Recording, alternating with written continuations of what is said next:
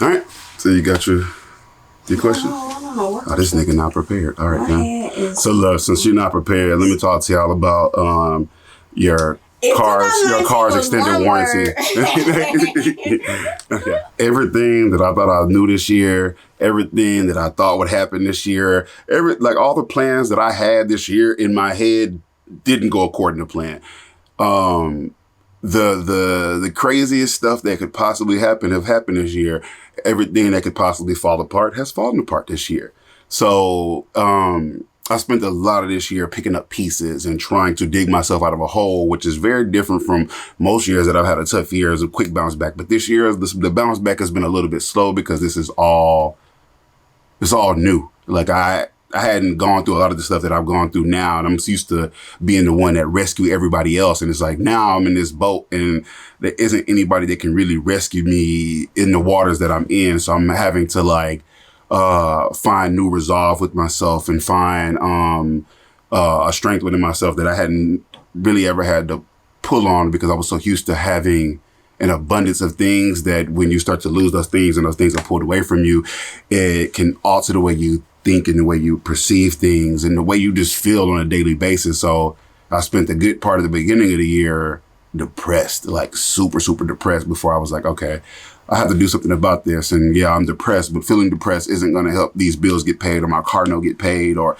none of that. So I had to literally be like, all right, what am I going to do to change what's going on in my life right now? Then May comes and I decide that I no longer want to be married because I'm no longer happy in my marriage. And then that took a wild turn and went all over the place and has been a very interesting journey to say the least. And just going into the summer and creating new relationships with people and meeting new people and letting people in when you're somebody who doesn't trust anybody and doesn't trust anything anybody says. And it just made for a very interesting year. It's been rough. It's been some bright moments, but it's been 90% rough. Like 2019 been on my ass. May was the month. Yeah, May was like, hey, here we go, player. You think you got it together? Was that retrograde month or what? May was retrograde. May was retrogrades or whatever the fuck that shit is. They was in that shit, and retrograde came through with a motherfucking fury. It was Jet Li, Jackie Chan, and Bruce Lee all whooping my ass. Nice. Right. Okay, well, it be like that. Yeah, it be like that. Of those moments you just discussed, what was your lowest point? My lowest point really was like in June, July. I wanted to give up on Just Fresh Media. I contemplated getting a full-time job. I actually started applying for jobs. I started asking some of my friends. I'm like, yo, who hiring? Indeed. I was on Monster, Indeed. I got on LinkedIn. Like, I was like, I'm finna find a job because I was just like, it's slow.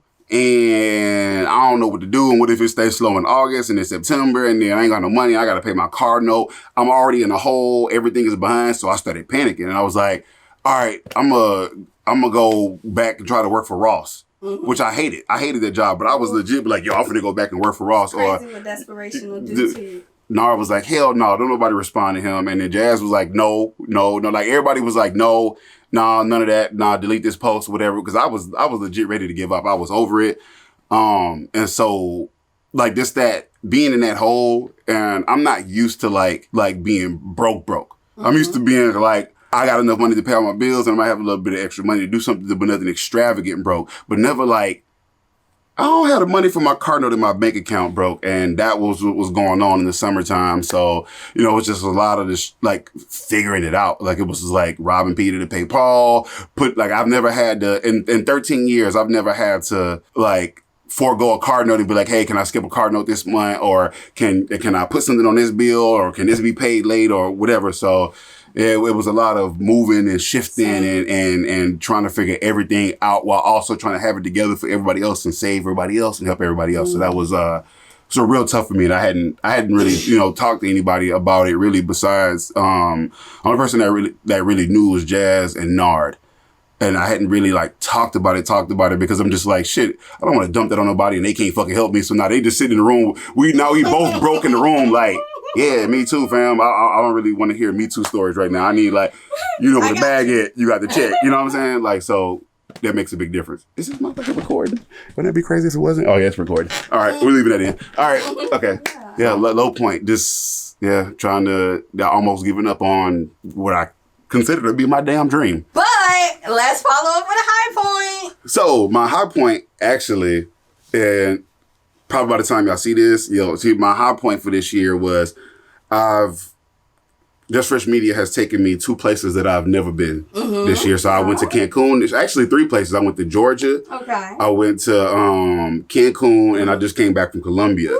And so the high point was that I can see the potential in Just Fresh Media. I can see myself getting into my niche, and I'm excited about learning more about my craft and pulling all those things together because in the beginning, I spent a lot of time comparing myself to people. I have a really bad habit of that. I've always compared myself to people. It's a bad coping mechanism from my teenage years. I got an idea for you. Yeah, so it's compare yourself to the you.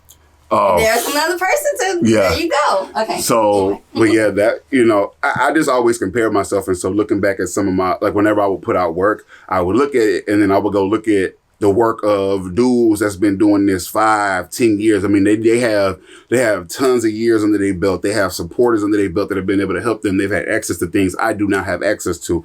I'm not formally trained in anything. Everything I know, I learned from the internet. And so I always try to compare myself to people not really knowing what their process is and what they went through and what their first videos look like. I'm just like, I need my stuff to look like the dude that's been doing it for 10 years and I've been in it 10 months. So it's been a learning process. This year, I've learned a lot about patience.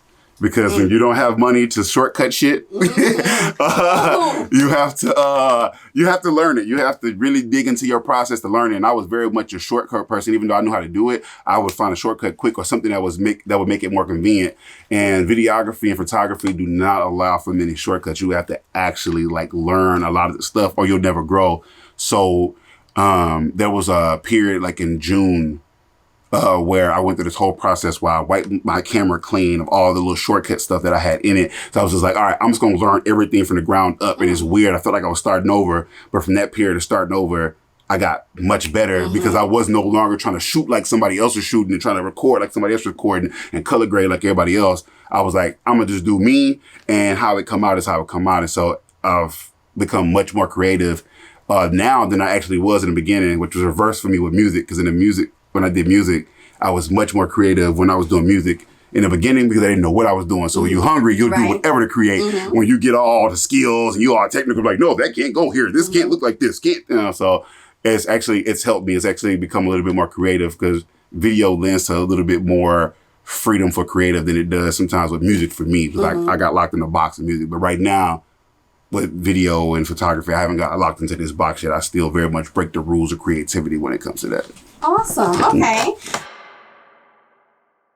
2019 taught me that I am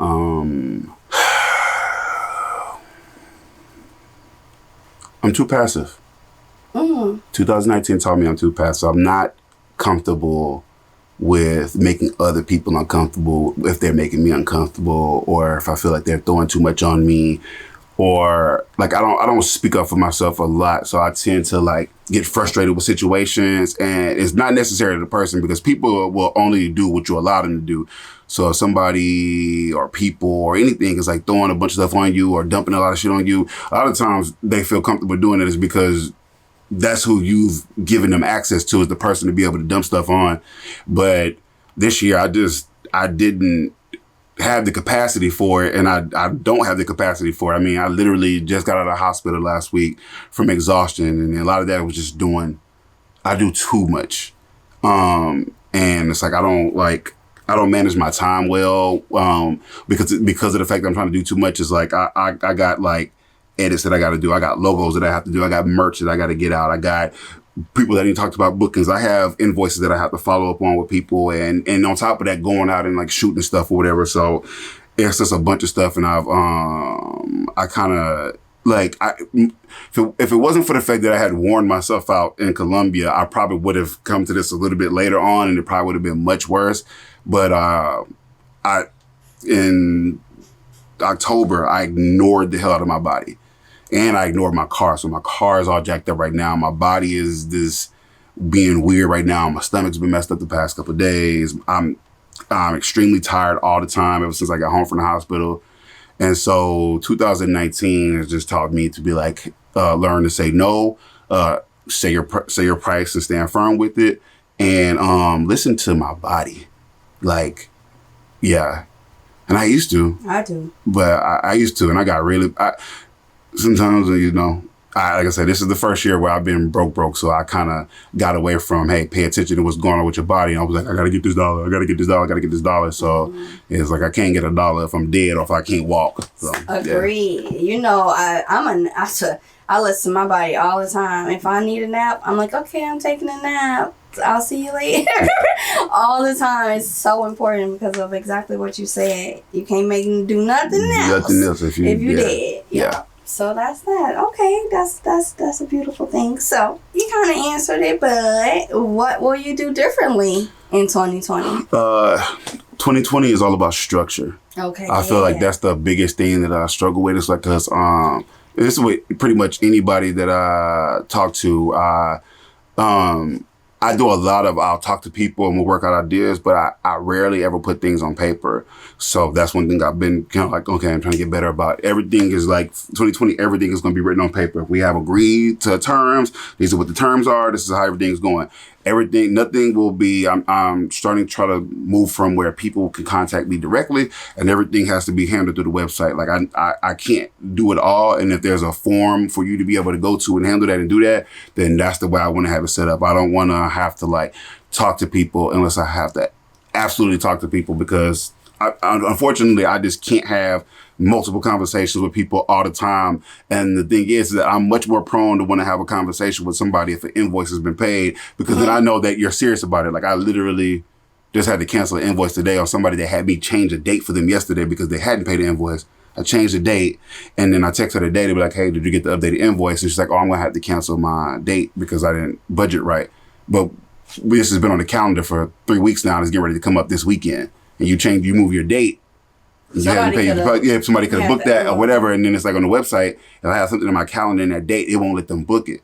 So here I go trying to take word of mouth, and then you decide to cancel me at the last minute after you already had me move a date. So it's like, that's just me trying to be nice. So it's like, I have to kind of step back from being the nice business owner and be the, hey, go to the website. Once you book that date, your time is set. So if you ain't booked it, you ain't paid through you don't call me the day of and be like, hey, I talked to you. No, you ain't talked to me. You talk to the website or you talk to your booking with your deposit. That's it. Because it's becoming too much and I'm spreading myself too thin. I think people don't if you don't if you don't own a business, you may not understand that, like, we're not McDonald's or these companies that have been at it for years and have all these other people that work for them that can handle those tasks that are set aside. And so people need to be understanding that I have to do every single thing that allows me to run this business successfully. Yeah. So it's not personal. Kind of is, but mostly it's personal, not. But I mean, that's what nobody ever gets mad when they walk into Walmart and the line is like, well, you get mad at the line being long, but you stand there and you deal with it. You know what I'm saying? Because you have to wait because there's other people in front of you. So the problem with being an entrepreneur, the thing that I'm running into is somebody could pay me yesterday for something, like pay me for a logo yesterday. They forget that you got clients waiting. Clients waiting, so they're like, hey, just want to get an update on my logo. I'm like, you just paid me. You know what I'm saying? Like, if you order shoes from Nike, you don't even get them next day. You know what I'm saying? For the most part, they still gonna take 3 days unless you pay that extra. So, and my thing is, I'm not even. I'll say this, and this is something going into 2022. I do not charge people what I should charge people for my work at all. Like, logos should be $500 off the rip. I do not charge that. I only charge $175. For a lot of my photo shoots are really under the price range of what most videographers, especially of my caliber, would charge. The same thing with like the videos and stuff. Like, I'd be looking at people rates and I'd be like, bruh, I try not to do that because I don't want to undercut anybody in the industry, and at the same time I also don't want to price myself out of the market. And I still do feel like I'm in a realm of learning, even though I do know what I'm doing. But at the same time, it's a lot of that's like with any entrepreneur. It's like learn what they charge in your market. Do not go extremely under, because you're going to have to work for every dollar you get, no matter whether you charge somebody a high amount or a low amount. My cheap clients give me just as much headaches as the clients that pay a bunch of money. And usually the clients that I give like the lower rates to are usually the ones that give me the hardest time. I've never really had a client that like paid the price that I just say off the rip. They give me a hard time. It's always like the ones that be like, I have like close friends that I've done stuff with, and they know me, and so they ask me, am I being difficult? And I'll be like, yeah, you're being difficult. Because it's just, sometimes I'm just like, you hired somebody to do some work for you, let them do the job. That's in any route. Like you do credit and you fix credit. You don't need somebody calling you, tell you what to do with your job. Like, don't tell me, oh, I need to mail off this letter or do that. Like, you hired me for a reason. If you knew what to do, you would be doing it yourself. So let me create, let you fix credit, let her run her studio, like whatever, like whatever the case may be, let people do their job, stop impeding on their job. And so a lot of it is just for 2020 is going to be me, one, being firm about what I want, and two, speaking up for myself more, like being more like, oh yeah, I experienced it today. Yeah, so it'd be like that. Like, good for you. I have my moments, I'm like, hey, but it's all in love. I'm not telling anybody anything other than something that would make me be like, toodles.